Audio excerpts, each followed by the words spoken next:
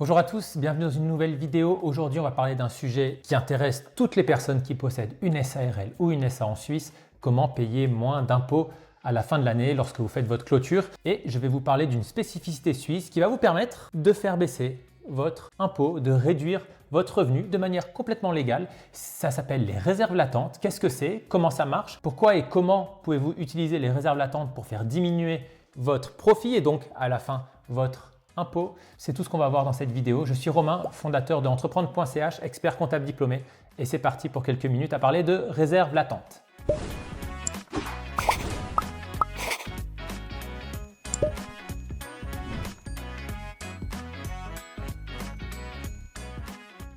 Alors avant de rentrer dans le détail de ce que sont les réserves latentes, il va quand même falloir qu'on parle un petit peu de comptabilité. On va faire ça de manière très pédagogique, je vais faire ça de manière très simple, mais il faut quand même qu'on ait une petite idée de ce dont on parle parce que malheureusement, c'est quand même un concept qui est un petit peu complexe. Alors, il faut bien comprendre, lorsqu'on a une entreprise, lorsqu'on possède une entreprise, on a des règles. Ici, j'ai le Code des obligations suisses qui va définir certaines règles relatives à la tenue des comptes et à la présentation des comptes. Et ici, j'ai la loi fédérale sur l'impôt fédéral direct, la LIFD, qui va permettre d'avoir quelques petites informations sur comment fiscalement on va traiter ce qui est mentionné dans le Code des obligations. Donc, on commence déjà avec deux gros textes de loi, mais il faut bien comprendre une chose, je vais vous donner un exemple très simple. Imaginez vous avez une entreprise dans le bâtiment par exemple, vous faites des cuisines dans le bâtiment et du coup vous gérez un stock. Vous gérez un stock parce que vous avez un stock de cuisine prête à être installé, vous avez également un stock de bois, vous avez également un stock de peut-être de carrelage, un stock également d'électroménager. Bref, vous avez un stock relatif à votre activité parce que vous posez des cuisines.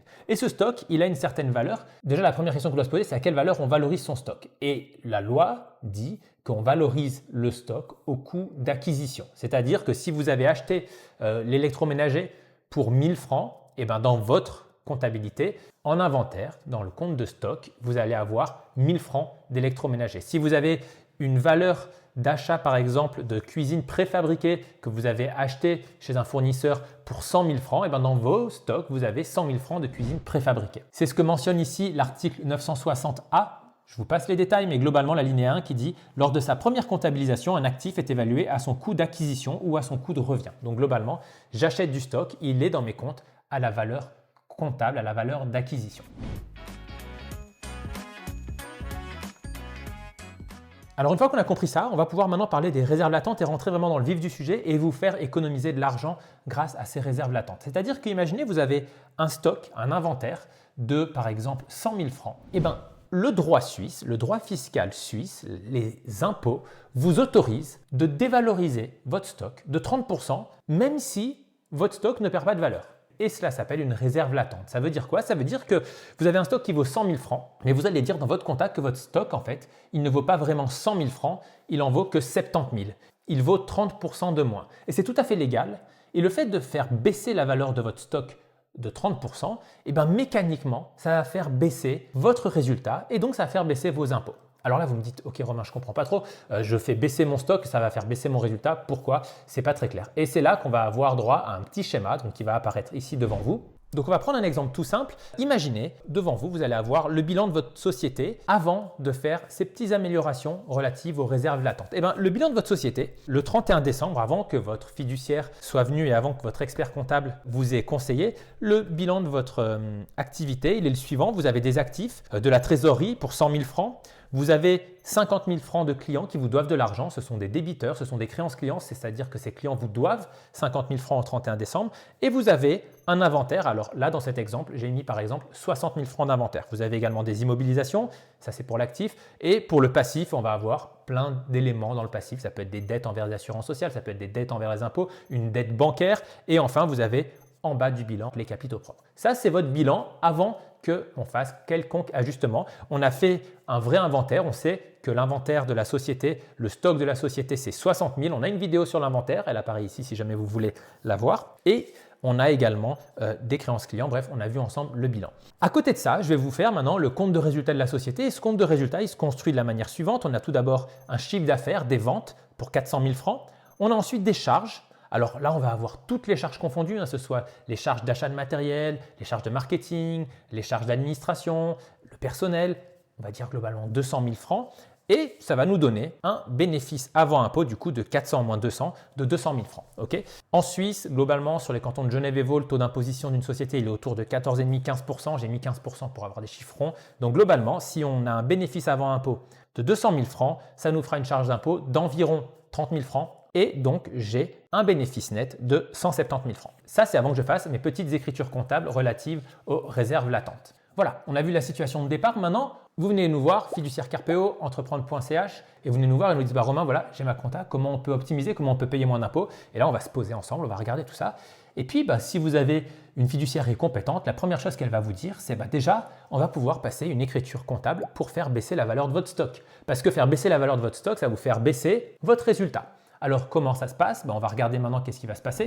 Donc voilà, donc maintenant, on va passer nos écritures relatives aux réserves latentes. Et donc, la première chose qu'on va passer, c'est sur cet inventaire. Je vous disais, la loi suisse vous autorise, le fisc, l'administration fiscale, l'AFC, vous permet de faire baisser la valeur de votre stock de 30%. Ça veut dire que si mon inventaire vaut 60 000 francs, je vais pouvoir faire une provision de 30% de 60 000 francs, c'est-à-dire 18 000 francs. Et donc, mon inventaire ne va plus valoir 60 000 francs, il va valoir plus que 42 000 francs.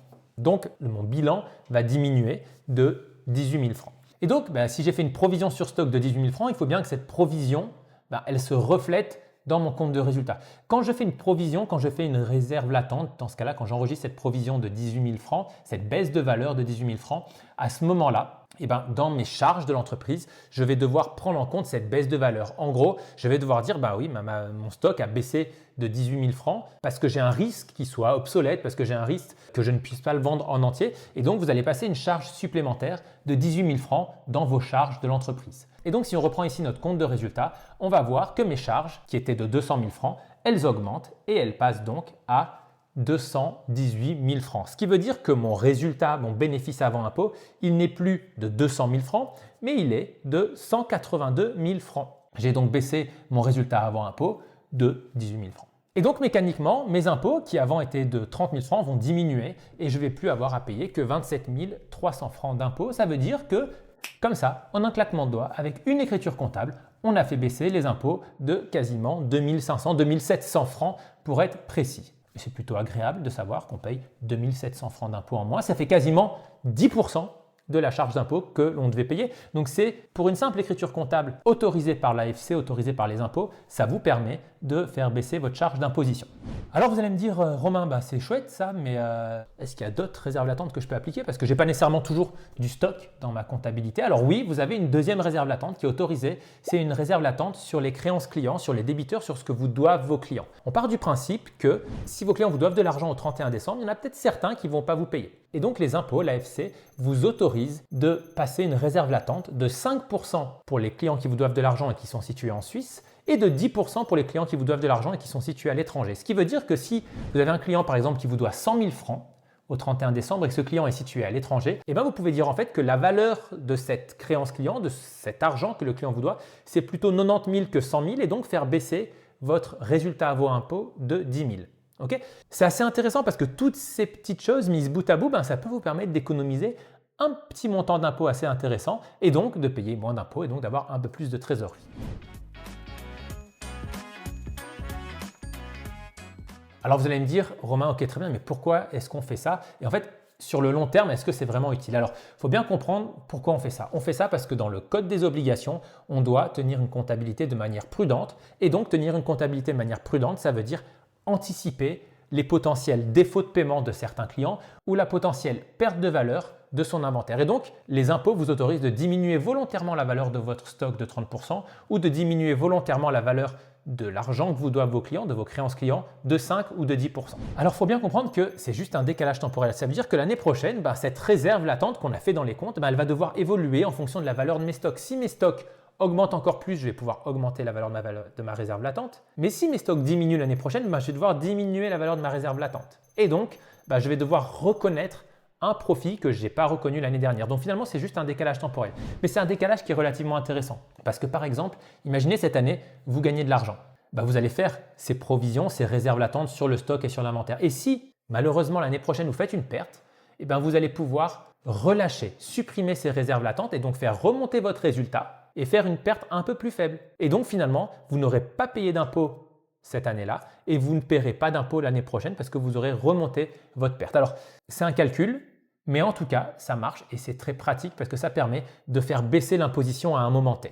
Alors, c'était une vidéo un petit peu compliquée. On a parlé de concepts comptables, de valorisation, on a parlé de provision. On fait baisser la valeur d'un actif, ce qui va nous permettre de baisser le résultat de notre société. Si vous avez 3 choses à retenir, c'est que les réserves latentes sont autorisées en Suisse. Notamment, vous pouvez faire des réserves latentes sur le stock pour 30% de la valeur de votre stock et sur les débiteurs, sur ce que vous doivent vos clients pour 5 à 10% en fonction d'où sont situés vos clients. Deuxièmement, chose très importante, ces réserves latentes vont vous permettre de payer moins d'impôts l'année où vous allez les constituer et elles vont vous permettre en fait de différer l'impôt sur les années futures, voire même de bénéficier d'une baisse d'impôt à un moment T et de pouvoir jouer avec ça l'année suivante pour peut-être réaugmenter votre résultat si vous avez fait une perte. Bref, vous différez le paiement de l'impôt d'1, 2, 3 années en fonction de comment va évoluer votre société. Troisièmement, et ça c'est un point très important, c'est que on ne peut pas juste faire une réserve latente comme ça. Alors oui, on l'a fait comme ça et puis dans l'année qui suit, on risque d'être impacté. Donc il faut quand même réfléchir un petit peu et créer des réserves latentes, ça se réfléchit dans une stratégie fiscale de long terme. C'est pour ça que je vous recommande de vous faire accompagner par une fiduciaire.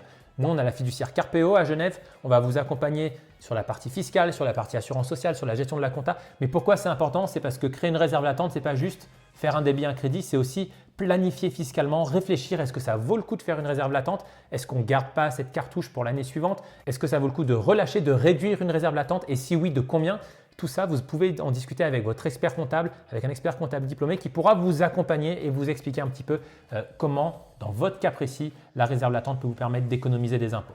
J'espère que cette vidéo vous a été utile. N'hésitez pas à poser vos questions en commentaire. Je pense qu'elles seront nombreuses. Je pense que vous aurez pas mal de questions sur ce sujet. C'était un plaisir de vous accompagner dans ce sujet assez complexe et je vous dis à très bientôt pour de nouvelles vidéos.